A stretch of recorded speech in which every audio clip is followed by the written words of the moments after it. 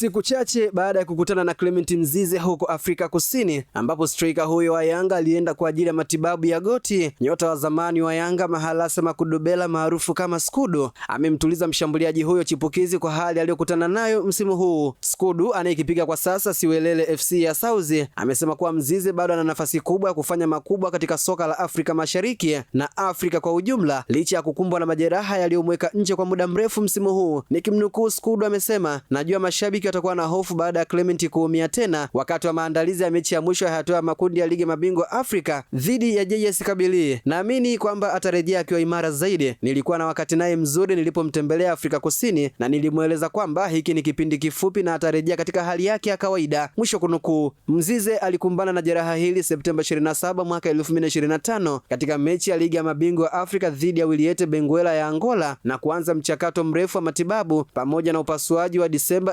2025 kabla ya kurudi tena kwenye kikosi cha Yanga. Baada ya kurejea, mshindi huyo wa tuzo ya bao bora la mwaka 2025 kwenye michuano ya shirikisho la mpira wa miguu Afrika alijitonesha wakati wa maandalizi ya mechi ya mwisho ya hatua ya makundi ya ligi ya mabingwa Afrika dhidi ya JS Kabylie. Skudu aliendelea kusema kwamba, najua kipaji alichonacho kwa sababu tumecheza wote Yanga na kwa umri wake bado ana nafasi ya kufanya makubwa. Wakati bado upo, tunapaswa kumpa moyo, kumpa muda na kumuunga mkono kila hatua ya safari yake. Kwa mujibu wa daktari wa klabu ya Yanga Moses Etutu, Mzize atakuwa nje ya uwanja hadi kufikia mwisho wa msimu huu na hivyo kutarajiwa kurudi kucheza tena katika msimu ujao wa mashindano. Yanga kwa sasa imesaliwa na washambuliaji watatu wa kati ambao ni mzawa Emmanuel Mwanengo aliyetua kutoka TRA United, Prince Dube na Laurindo Aurelio maarufu kama Depo aliyekuwa Poland. Imeandikwa na Elia Solomoni na kusoma kwako na Hamza Saif.